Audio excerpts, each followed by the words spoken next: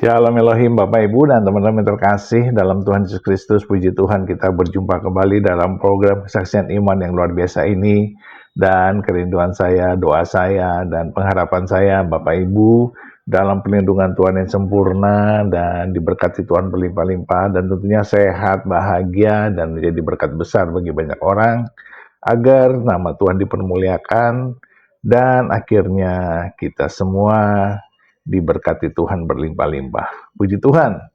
Baik, hari ini kita akan mendengarkan kesaksian dari seorang Minang, ya, Muslim Minang yang fanatik antikristus dan suka mengolok-olok Yesus, menghujat Yesus. Tetapi akhirnya dia dijamah Tuhan karena apa? Karena dia hidup dalam lembah kekelaman yang sangat dalam. Dia bergaul dengan orang-orang yang tidak takut akan Tuhan, dan juga dunianya penuh dengan narkoba, obat-obat terlarang, dan mungkin kehidupan bebas yang tidak bisa kita bayangkan, ya, sebagai anak-anak Tuhan.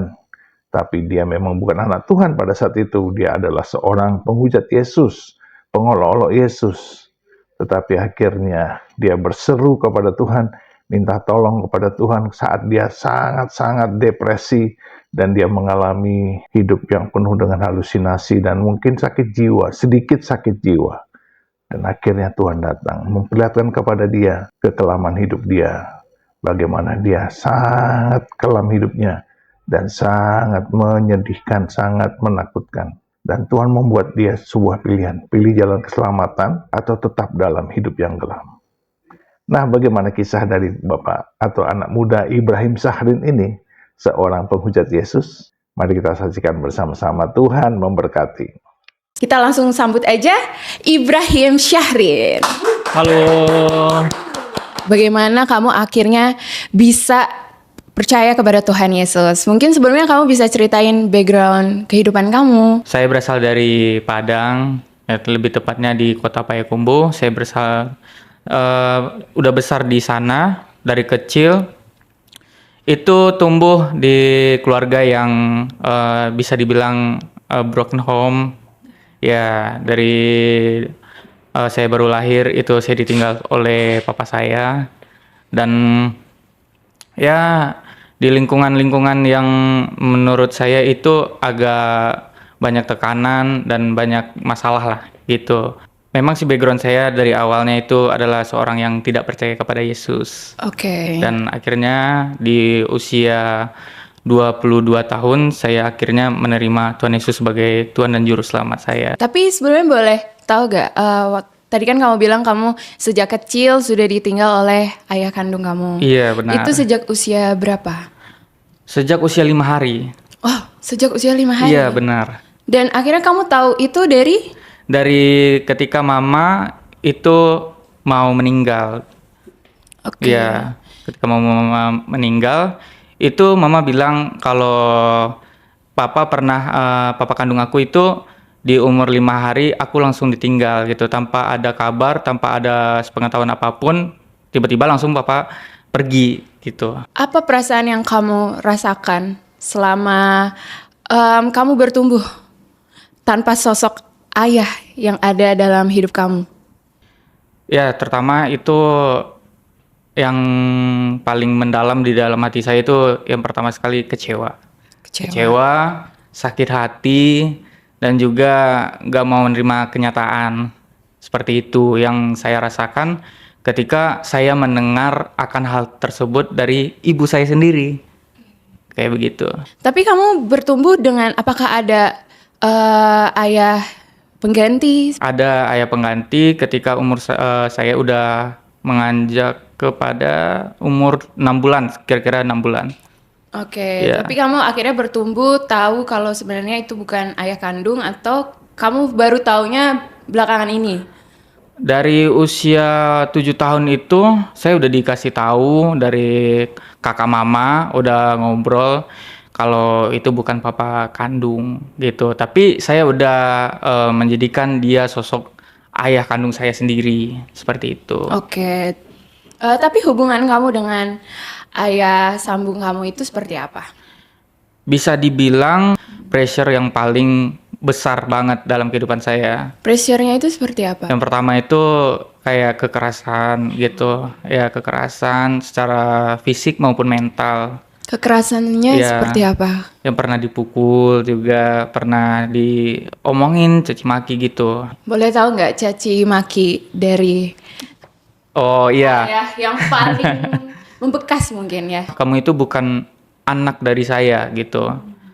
Nah, jadi jangan kamu kayak semena-mena gitu.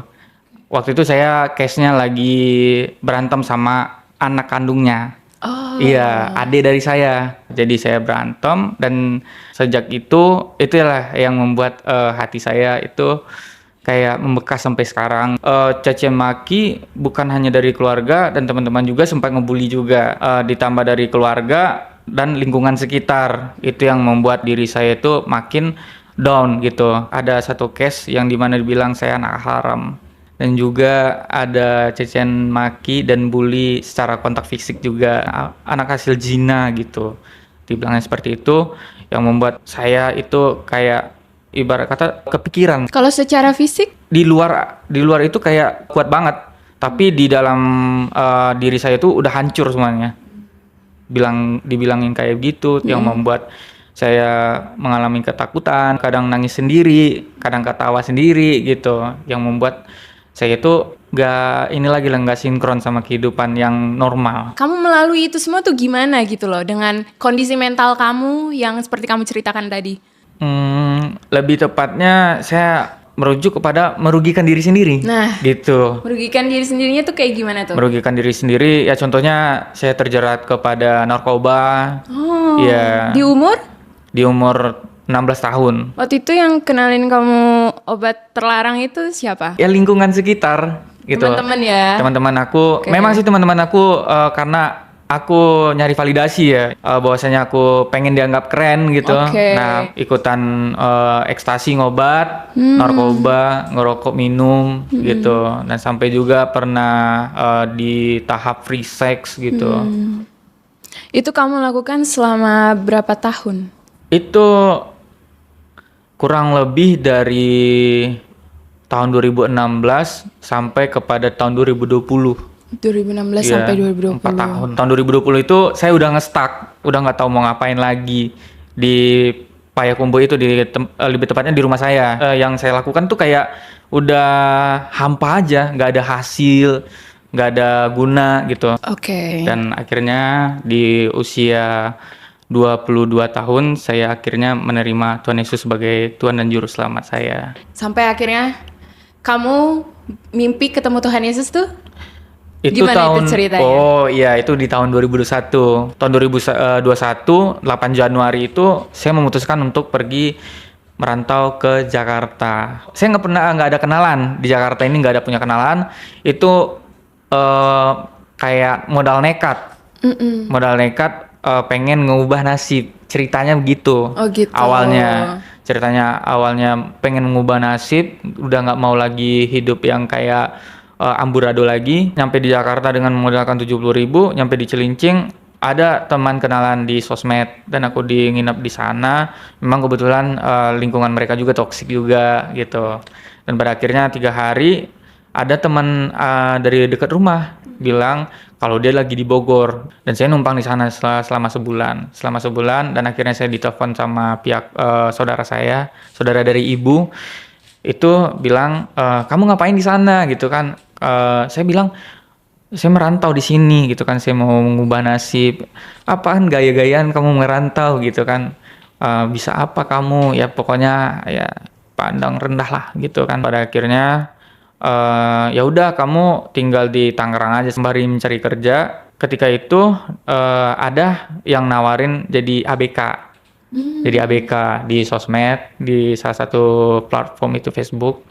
Saya cari loker di sana, ya udah jadi ABK gitu kan, dimodalin dari sini berangkat ke Muara Angke. Nah, disitulah awal perjumpaan saya bertemu dengan Tuhan Yesus. Gimana itu akhirnya perjumpaan kamu akhirnya dengan Tuhan Yesus itu seperti apa sih? Nah, ketika malam itu saya mau pergi beribadah. beribadah itu Beribadah. ya beribadah Di agama ya, sebelumnya nih? ya agama sebelum kepercayaan sebelumnya. Oke. Ya datang ke musola, salah satu musola yang dekat di sana, dan saya berdoa gini, minta kepada Tuhan, Tuhan, aku pengen mengubah hidup aku pengen ngubah nasib aku nggak pengen gini-gini. Dimana di saat di Marangke itu aku anggap titik paling terendah dalam kehidupan aku. Kenapa titik paling terendah? Ya aku nggak pernah ngerasa sehina itu. Nah, Memang apa yang kamu alami? kayak ngerasa, waduh Tuhan kok gini banget hidup gitu kan, harus cari kerjaan sana sini begitu kan. Tapi ya malam itu saya dilawat Tuhan, saya lihat figur di mana pertama sekali saya ngelihat foto Tuhan Yesus di umur 7 tahun. Kebetulan tetangga saya itu orang Kristen gitu.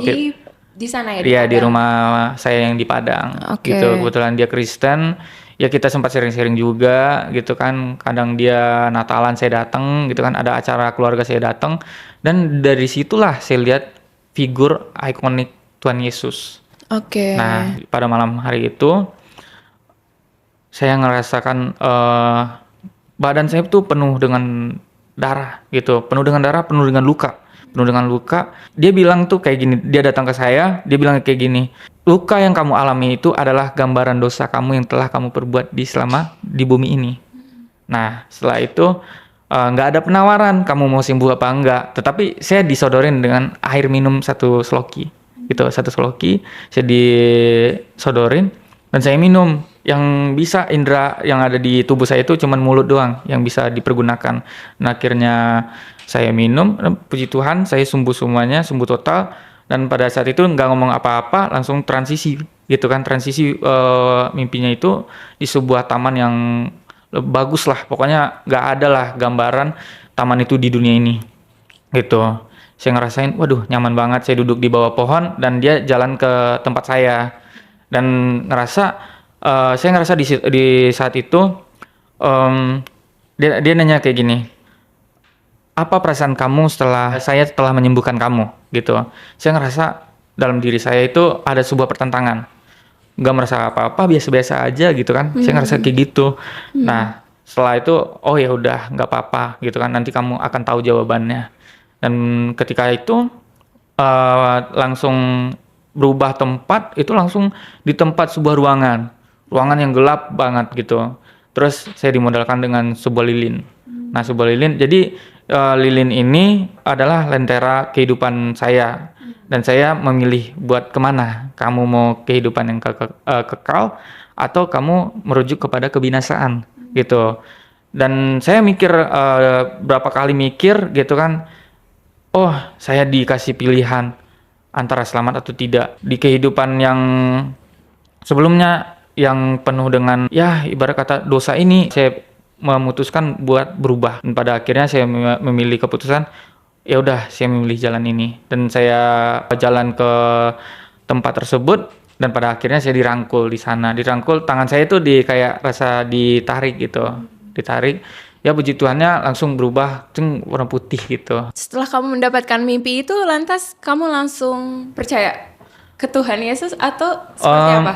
Perjalanannya? Lebih ke menguji. Nah, lebih ke menguji, saya langsung cek handphone. Oh, cek gitu. handphone itu browser di Google. Ya, bagaimana cara masuk Kristen gitu kan.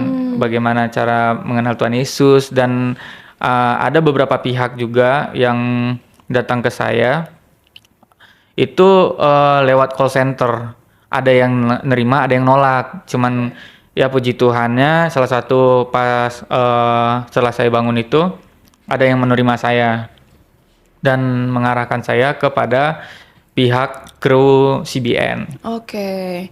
Tapi sebelumnya nih, kamu setelah dapat mimpi itu, kamu langsung tahu kalau itu adalah sosok Tuhan Yesus.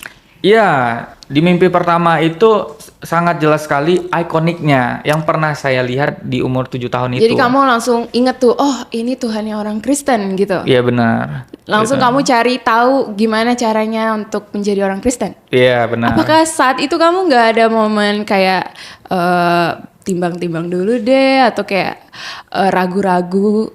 Iya, awalnya itu kekhawatiran itu menghantui. Oke. Ya kekhawatiran, bimbang, dan sebuah pilihan yang paling terberat lah menurut saya gitu. Tetapi ketika saya cerita juga sama klien atau kru CBN tersebut, ngerasa saya diyakinin gitu, diyakin bahwasanya oh ya benar, kamu itu dipilih sama Tuhan gitu, kamu dipilih sama Tuhan, kamu sedang dilawat sama Tuhan. Dan saya bertanya-tanya sampai saya beberapa kali itu sampai sempat mikir ini benar apa enggak gitu, ini benar apa enggak. Tapi pas malam itu saya berdoa lagi, Tuhan kalau memang ini benar dari Tuhan, aku mau mengikut Tuhan gitu. Dan pada akhirnya pihak CBN ngarahin saya ke gereja lokal yang ada di Bekasi, dan saya menghampiri gereja tersebut dan ngobrol juga sama pendetanya, dan disitulah penyerahan hidup saya sepenuhnya untuk saya dibaptis.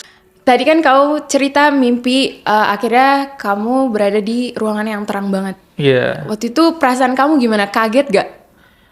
Lebih ke lega. Lega? Iya, lega dan saya ngerasain sosok yang Kamu gak bingung? enggak, saya nggak bingung, cuman saya udah tahu gambaran awalnya. Oke, Makanya perasaannya gimana waktu itu? perasaan saya lega, jadi dan juga bertanya-tanya dan membuat diri saya penasaran. Lalu setelah itu prosesnya seperti apa? Sampai akhirnya kamu yakin banget nih, kamu memilih inilah juru selamat gue atau Tuhan gue seterusnya. Ya, yang pertama itu aku berdoa pas ketika saya konseling sama kru dari CBN, dan pada akhirnya saya ngobrol sama dia dan dia meyakini saya, dan saya berdoa lagi kepada Tuhan bahwasanya kalau memang ini berasal dari Tuhan, ya udah saya akan mengikuti Tuhan. Tetapi kalau enggak, biarlah ini sesuai dengan apa yang Tuhan mau aja gitu pada saat itu. Dan pada akhirnya saya diarahin ke gereja lokal yang ada di Bekasi.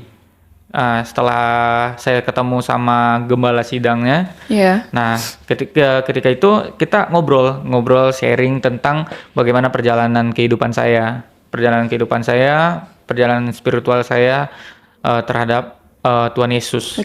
Dan setelah itu gak muluk-muluk, gak banyak basa-basi, disitulah penyerahan awal mulanya hidup saya untuk menerima Tuhan Yesus, dan hari Minggunya saya dibaptis. Oke, prosesnya waktu itu berapa lama sih? Itu kurang lebih 3 minggu. 3 minggu? Iya, 3 minggu saya mencari kebenaran tersebut. Oke. Iya. Oke, jadi setelah itu kamu akhirnya dibaptis atau belum? Iya. Setelah saya penyerahan itu, penyerahan diri, saya dibaptis. Dan setelah dibaptis, nah ini tantangan yang paling menarik dalam kehidupan saya. Apa itu? Dimulai itu. Pada saat itu, ketika saya setelah dibaptis, saya pulang ke rumah saudara di Tangerang. Nah, sebelumnya saya udah bilang ke saudara saya kalau saya mendeklarasikan iman saya di perkumpulan keluarga. Gitu, saya mau ikut Yesus. Nah, tapi saudara saya bilang kalau saya itu cuma bercanda, dan bahwasanya saya menseriusi itu semua kalau saya itu mau mengikuti Tuhan Yesus. Oke, jadi tantangan yang kamu hadapi apa dari keluarga setelah mereka tahu kamu akhirnya memutuskan untuk berpindah keyakinan? Iya, di jam 2 malam itu ketika di rumah saudara aku, itu dia nanya awalnya, itu di leher kamu apa, ada kayak apa, ada kalung salib gitu, kalung salib sama Alkitab di dalam kamar. Oh, ditemukan iya, ditemuin gitu. Jadi saya diinterogasi secara pribadi. Terus saya bilang saya mau ngikut Tuhan Yesus gitu. Jawaban mereka seperti apa? Jawaban mereka, oh ya udah, kalau kamu mau ikut Tuhan Yesus, kamu nggak bisa tinggal di sini gitu. Waktu itu perasaan kamu gimana setelah mereka ngomong gitu? Agak ngedrop dikit, karena itu sebuah penolakan dari sebuah saudara. Tapi gitu. Takut gak sih? Ya, ketakutan tuh ada, menghantui, kekhawatiran, ketakutan gitu kan. Itu pasti ada. Ketika memang benar kalau kita diuji gitu. Ketika kita diuji, seberapa sungguh sih kamu mengikut Tuhan gitu. Dari pihak keluarga, saudara pun, ya itulah ujian awalnya. Dan saya meyakini, oh udah, saya bulatkan tekad saya bahwasanya saya mau ikut Tuhan Yesus. Terus apa yang terjadi setelah itu? Setelah itu saya keluar dari rumah dan pada akhirnya saya di Tanah Abang. Di Tanah Abang itu Ada kenalan atau? enggak sama sekali. Itu hidup saya luntang-lantung di sana. Malahan saya tuh lebih ke ini kayak nggak ada arah. Nggak ada arah, tetapi ya pada saat itu saya bilang kayak gini sama Tuhan. Tuhan, kalau Tuhan sertai saya gitu kan, mana jawabannya gitu? Mm-mm. Mana solusinya? Mana tujuan yang telah Engkau tetapkan pada saya gitu? Nuntutnya seperti itu. Dan setelah seminggu di Tanah Abang, hidup luntang-lantung, dan pada akhirnya saya ngobrol sama pendeta yang ngebaptis saya itu. Oke. Ya, saya bilang saya nggak ada tempat, saya diusir doa sama keluarga, dan saya pengen mau cari kerja di Jakarta, dan saya nggak mau nyusahin pada saat itu. Dan nyampe di Bekasi dengan keadaan yang lusuh, kayak nggak ada pengharapan sama sekali. Ya puji Tuhannya, pas saya diterima, itu saya mikirnya kalau kita menumpang di rumah orang ya, itu sesuatu hal yang beban juga bagi mereka, dan saya juga nggak mau membebani mereka, dan saya lebih memilih ke kerja. Dan 3 bulan saya mencari kerja di Bekasi itu sangat sulit didapatkan, apalagi dibilangnya kamu Kristen ya? Iya saya Kristen. Wah nggak bisa, nggak ada yang terima gitu, ada yang penolakan, nggak ada yang diterima. Ya mungkin inilah cara Tuhan buat ngebentuk saya gitu kan. Tetapi pada malam Natal, itu Natal para pendeta, itu di gereja lokal saya sendiri yang jemaat biasa. Saya berdoa di malam Natal itu, saya bilang gini, Tuhan, saya memiliki kerinduan untuk melayani Tuhan gitu. Saya memang nggak punya basic secara ini ya, saya nggak bisa musik, saya nggak bisa, ya contohnya kayak di altar itulah, di panggung itu saya nggak bisa Tuhan gitu kan. Tetapi apa sih cara Tuhan buat pakai saya jadi alatnya Tuhan dalam melayani Tuhan. Nah, ketika setelah selesai ibadah dan ada pengumuman siapa yang mau jadi pendeta, kebetulan Natal pendeta ya otomatis pendeta semua, gitu kan. Cuman saya sendiri yang nggak pendeta kan. Dan otomatis tangan saya itu terangkat gitu kan. Saya ngangkat tangan saya sendiri gitu kan. Wah, kok tiba-tiba tangan saya terangkat sendiri gitu kan. Saya bertanya-tanya dan pada akhirnya orang tersebut menghampiri saya, ngobrol, "Kamu serius jadi pendeta?" gitu kan. "Ya, saya serius jadi pendeta." "Oh, ya udah, kamu konseling dulu, ngobrol sama gembala pembina kamu." Saya ngobrol, "Pak, saya mau melayani Tuhan, saya mau jadi pendeta." Terus bapak tersebut bilang ke saya, boleh gitu, boleh asalkan kamu lulus dari sekolah Alkitab. Dan kebetulan saat itu ijazah saya cuma SMP. Wow. Gitu, ijazah saya cuma SMP, dan itu sebuah apa ya, kayak nggak ada harapan lagi gitu. Wah, Tapi Tuhan akhirnya buka jalan ya. Iya benar. Yang nggak pernah kamu pikirkan. Benar sekali. Dan pada saat itu saya mikirkan nggak ada harapan. Nggak ada harapan nih gitu kan. Masa iya melayani Tuhan banyak syaratnya gitu. Iya, iya. Ya udahlah. Saya malam itu saya duduk di kamar, saya ngobrol sama tembok gitu kan. Kenapa ya gitu kan? Udah melayani Tuhan, udah mau melayani Tuhan, tetapi syaratnya banyak banget gitu kan. Tapi pas malam itu kayak udahlah Sedikit hopeless. mengeluh ya? Ya, sedikit mengeluh, hopeless gitu kan. Mungkin ini kali ya gitu kan ujian tersebut. Nah, setelah paginya ada kabar baik. Dan kabar baiknya itu ada yang mempromosikan saya di salah satu PKBM. Ya, PKBM di Bekasi, dan akhirnya saya mendaftar, isi form tersebut, dan akhirnya saya setelah selesai lulus dan bisa kuliah di salah satu STT, yaitu STT Bethesda di Harapan Indah. Waktu di masa sekolah nih, yang waktu kamu masih di Padang, apakah kamu pernah ikut ngebully teman-teman yang mungkin waktu itu Kristen? Pernah. Bullynya kayak gimana tuh? Ya, ini sih agak terlalu ekstrim. Saya bilang kan, ya kenapa sih Tuhan kamu disalib? Tuhan kamu kok manusia? Tuhan kamu kenapa kok telanjang gitu? Terus inilah yang menjadi sebuah cecen juga bagi mereka gitu.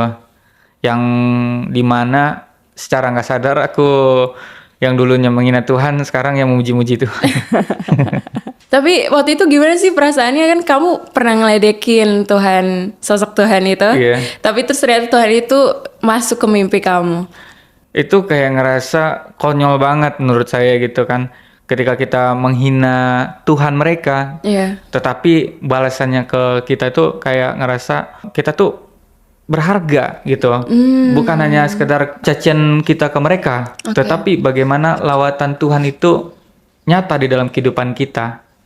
Bisa nggak jelasin kenapa di momen-momen seperti saat kamu akhirnya mengakui ke keluarga kamu kalau kamu memilih untuk pindah keyakinan dan akhirnya kamu diusir, dan juga ketika kamu melamar kerja semua bertanya kayak, oh kamu Kristen ya, dan akhirnya kamu mengalami penolakan lagi. Kenapa di momen-momen itu kamu akhirnya tetap memilih Tuhan Yesus gitu? Padahal kamu bisa aja kan saat itu mungkin, karena gue mau diusir nih. Iya. Yaudah deh aku bilang kayak, oh enggak kok, tapi itu itu kayak masih ragu-ragu, masih mikir-mikir. Tapi kan kamu nggak memilih hal itu kan? Nah itu kenapa? Setelah kita memilih kebenaran, ya udah kita jalani aja gitu, jalani aja. Memang sih rasanya sakit, memang rasanya kecewa, ditolak gitu kan. Tetapi disitulah letak penyertaan Tuhan. Nah, letak penyertaan Tuhan di mana kita dibuat kecewa sama orang terdekat kita. Nah, dari sana saya belajar bahwasanya nggak semua itu tentang dunia. Ya, nggak. Dari mana kamu bisa mendapatkan pemikiran itu gitu?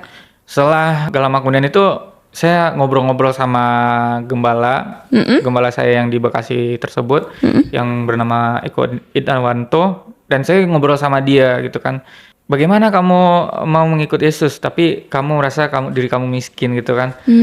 Nah, terselubunglah perkataan ini di dalam pikiran saya bahwasanya enggak semua itu tentang dunia. Itu hidup itu enggak semuanya tentang dunia, dan hidup itu hanya untuk Tuhan. Dan diri saya pun sendiri ngerasa kayak wah kayak rohani banget gitu. Tetapi dalam ketidakpastian tersebutlah Tuhan bekerja dalam keraguan-raguan saya. Setelah setahun lebih sebelum aku masuk ke STT Bethesda itu pergumulan yang sangat luar biasa banget gitu. Pergumulan gimana itu? Ya, awal mula ini panggilan Tuhan apa enggak gitu. Saya memiliki yang namanya kebimbangan. Dan ini benar nggak sih kalau saya ini dipanggil Tuhan untuk melayani Tuhan seperti ini gitu. Itu coba tanya-tanya. Saya introspeksi diri selama kurang lebih setahun itu sebelum masuk ke Bethesda. Dan pada akhirnya saya memilih keputusan yang bulat dan tekad yang teguh bahwasanya saya harus dibentuk. Ya. Dan saya harus dibentuk, dan saya anggap ini seperti bejana. Nah, jadi bejana itu kalau misalkan nggak sesuai dengan permintaan tuannya pasti dihancurin. Nah, tetapi bagaimana sesuai dengan apa yang dibentuk gitu. Dan saya ngalamin itu juga. Oh, kayak gini ya prosesnya. Saya nikmatin gitu. Boleh ceritain nggak prosesnya tuh kayak gimana? Prosesnya itu penuh dengan air mata sih gitu kan. Penuh dengan air mata. Apa yang terjadi itu? Iya, penuh dengan air mata dan doa. Doa yang nggak putus-putus, air mata yang nggak berhenti mengalir gitu. Memang apa yang kamu hadapi tantangannya? Yang pertama itu kekhawatiran akan hari esok. Gitu, kekhawatiran akan hari esok. Contoh sederhananya gini, tapi impactnya itu gede banget. Contohnya Seperti makanan. apa? Okay. Ya, contohnya makanan. Kalau nggak ada makanan, kita nggak ada energi buat melakukan apa-apa kan. Nah, kayak seperti itu kekhawatiran yang kayak ngerasa, waduh Tuhan gitu kan. Kenapa? Malahan di dalam pikiran ini kenapa dan mengapa gitu. Tetapi ya saya mengalami itu sangat luar biasa. Maupun dalam sedikit proses apapun itu saya nikmati. Kalau kamu bisa membandingkan nih Ibrahim yang dulu dan sekarang, itu perbedaannya seperti apa sih? Kalau Ibrahim yang dulu dengan Ibrahim yang sekarang, Iya. itu sangat jauh beda. Jauh bedanya gimana? Jauh bedanya seperti ini. Ibrahim yang dulu itu penuh dengan kekhawatiran. Penuh dengan kekhawatiran. Ya, penuh dengan kekhawatiran, penuh dengan keputusasaan, hilang harapan, dan penuh dengan kecemasan. Dan saat itu juga Ibrahim yang dulu memiliki sebuah depresi, gitu. Iya. Kalau Ibrahim yang sekarang? Ibrahim yang sekarang, wah jelas beda. Kekhawatiran memang masih ada, tetapi semuanya itu mengandalkan Tuhan. Apapun itu, ya meskipun dalam keadaan susah maupun kesulitan, selalu mengandalkan Tuhan dan selalu kayak lebih dekat kepada Tuhan. Oke, Iya. jadi semua mengandalkan Tuhan aja ya. Iya, mengandalkan Tuhan. Percayakan kepada Tuhan aja. Benar. Karena hidup, apa tadi kau bilang? Bukan hanya tentang, Hidup bukan hanya tentang dunia saja, tapi tetapi semua itu hanya tentang Tuhan. oke. Kalau sekarang kamu pelayanannya apa nih? Pelayanan kebetulan di gereja sekarang itu jadi dipercayakan WL, singer di ibadah umum, dan khotbah juga di ibadah pemuda, dan ada juga komunitas sel. Nah, disitulah saya melayani Tuhan. Gimana nih kalau menurut Ibrahim menanggapi tentang panggilan memikul salib? Seperti yang di Matius 16 ayat 24 sampai 25. Oh, Jadi kan kamu kan sebelumnya belum pernah percaya Tuhan Yesus sampai akhirnya kamu memutuskan untuk mengikut Dia. Tapi kan Tuhan gak pernah menjanjikan dalam mengikut Tuhan Yesus itu hidup kamu akan indah terus kan. Justru Dia bilang malah kamu harus pikul salib. Nah, bagaimana tanggapan kamu dalam hal itu? tanggapan saya ini terdapat di dalam Yohanes 14 ayat 15, bilangnya gini, jikalau engkau mengasihi aku, maka engkau akan mengikuti seluruh perintahku. Seperti itu. Apapun yang Tuhan perintahkan kepada kita, ya kita harus melaksanakannya. Gitu. Contohnya berbicara tentang the calling ya, atau panggilan. Iya. Panggilan ini bukan hanya sekedar wah saya terpanggil, saya terpilih gitu, enggak. Tetapi bagaimana koneksi hidup kita bersama dengan Tuhan, relasi hidup yang kuat, dan bagaimana kita terhubung selalu dengan Tuhan. Dan ketika kita terhubung dengan Tuhan, pasti kita akan mengikuti firman-Nya. Firman-Nya itu mengikuti apa yang menjadi maunya Tuhan di dalam kehidupan kita. Dan setelah itu berbicara tentang panggilan, itu bukan hanya semerta-merta kita melayani di mimbar, kita melayani firman Tuhan dan lain sebagainya macamnya, tetapi bagaimana panggilan kita tersebut untuk menjadi keselamatan bagi orang lain. Kamu sendiri gimana relasi kamu dengan Tuhan? Bagaimana cara kamu menanggapi panggilan dalam hidup kamu?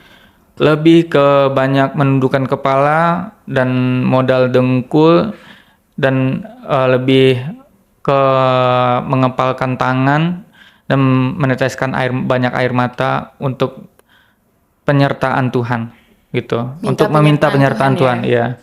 Sedalam apa waktu itu kamu merasakan sampai akhirnya kamu percaya bahwa kamu benar-benar dipilih oleh Tuhan? Ya, ketika masa itu ada di salah satu gereja juga ada ngadain doa pelepasan.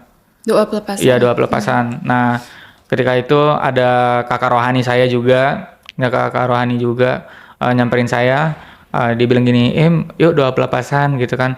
Aku lihat kamu lagi ada sebuah ikatan gitu kan, ikatan dosa, ikatan kepahitan sama keluarga, dan ikatan yang benar justru yang membuat kamu itu makin terpuruk gitu. Dan pada akhirnya ya udah Kak, aku mau gitu. Setelah pujian penyembahan, di situ aku nangis luar biasa. Aku belum pernah nangis yang yang brutal seperti itu. Itulah kayak ngerasa aku dilawat Tuhan pada malam hari itu. Bahwasanya wah memang benar Tuhan yang milih aku, dan aku yakin dan percaya pada malam hari itu adalah zaman Tuhan yang sangat luar biasa dalam kehidupan saya. Yang belum pernah kamu rasakan sebelumnya? Yang belum pernah saya rasakan sampai saat Rasanya ini. itu kayak gimana? Damai, sukacita atau? Awal saya ngerasain itu hati saya kayak terbuka untuk mengampuni dan memaafkan. Dan di dalam hati saya itu dulu terselubung banyak dendam. Dendam keluarga, dendam teman, dan orang-orang sekitar, seperti itu. Tetapi ketika malam itu, Tuhan ngikis itu semua yang ada di dalam diri saya. Ini sesuatu hal yang belum pernah terjadi dalam kehidupan saya, dan pada akhirnya ya udah saya mau mengampuni Tuhan, saya mau mengasihi mereka Tuhan, dan saya mau melakukan apa yang Tuhan mau dalam kehidupan saya. Wow. Pada saat malam itu dan saya ngerasa lemas gitu, badan serasa lemas, nggak ada tenaga, tetapi hati saya itu kayak dipulihkan. Dan saya yakin itu adalah kuasa Roh Kudus yang mampu melawat saya hingga meyakini saya kalau saya itu adalah pilihannya Tuhan. Wow. Gitu. Ada nggak sih ayat Alkitab atau pujian yang menemani kamu di saat kamu lagi down atau kamu lagi kesusahan, mencari Tuhan nih? Ya, Ada nggak? ada. Itu di Yesaya 41 ayat 10. Demikianlah firman Tuhan. Janganlah takut sebab aku menyertai engkau. Janganlah bimbang sebab aku ini Allahmu. Aku akan meneguhkan bahkan akan menolong engkau. Aku akan memegang engkau dengan tangan kananku yang membawa kemenangan. Amin, amin. Dalam situasi kondisi apapun, inilah yang menjadi pegangan hidup saya. Ketika saya merasa bimbang, gundah gulana, ya kayak hopeless, gak ada harapan, tetapi ya inilah suatu penguat dan suplemen lah bagi kehidupan saya. Karena tanpa Yesus, saya mungkin menjadi sosok yang terhina di antara yang hina. Nah, peran Yesus ini sangat luar biasa dalam kehidupan saya, bahwasanya tanpa Yesus, saya ini ibarat kata sesuatu hal yang kosong. Hanya tubuh yang berjalan tetapi tidak punya arti. Tetapi semuanya kembali kepada Tuhan Yesus, bagaimana Tuhan Yesus mengartikan seluruh kehidupan saya agar berharga di mata Dia. Amin. Bagaimana kau bersyukur memiliki Tuhan Yesus sebagai Tuhan dan Juru Selamat kamu saat ini? Sangat sungguh bersyukur banget. Nah, yang pertama itu tidak ada keselamatan di luar Kristus. Oke, tidak ada keselamatan di luar Kristus. Dan percayalah, banyak di luar sana memperbandingkan agama-agama dengan kekristenan. Percayalah, kekristenan itu berbicara tentang Yesus. Nah, agama-agama berbicara tentang siapa saya. Nah, kekristenan, doa kita dijawab oleh kasih karunia. Tetapi agama-agama, kita melakukan tindakan perbuatan baik, kita melakukan ibadah rutinitas, baru doa kita dijawab. Di dalam kekristenan juga, Tuhan yang mencari kita, karena kita sudah dipisahkan oleh dosa.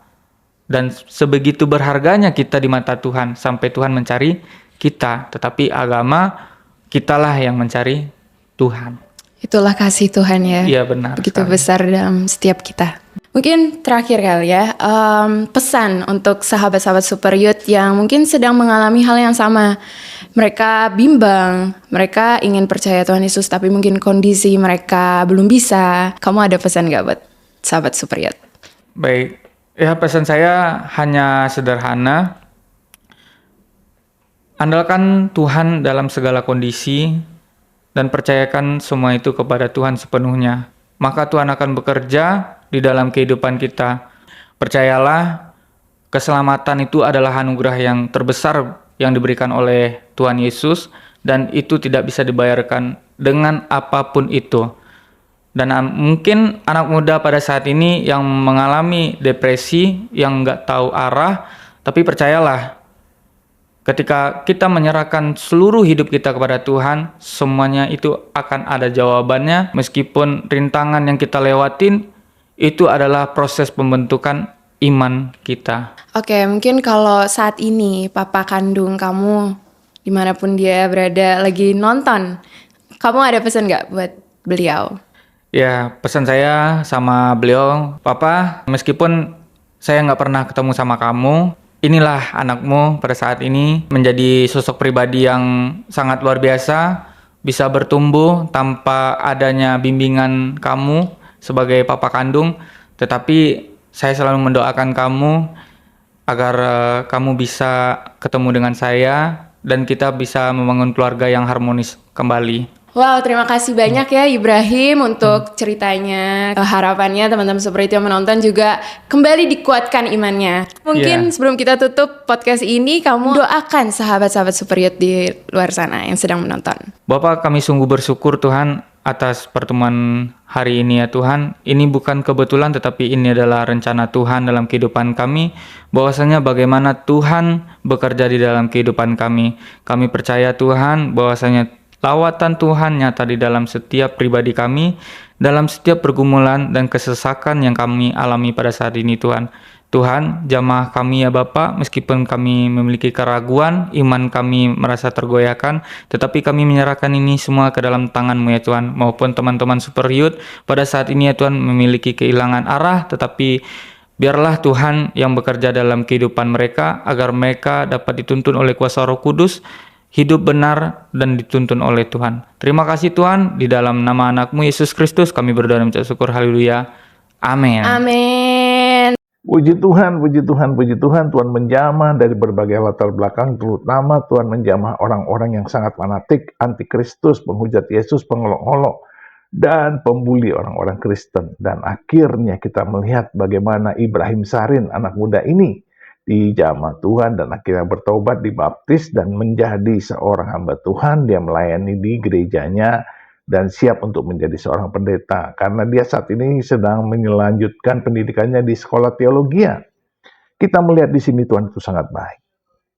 Orang sejahat apapun, tetap Tuhan sayangi, tetap Tuhan ampuni, tetap Tuhan kasihi. Dan dia merespon dengan sangat bagus, dia menerima jalan keselamatan yang ditawarkan Tuhan, dan akhirnya kita melihat Ibrahim Sahrin menjadi anak Tuhan yang luar biasa.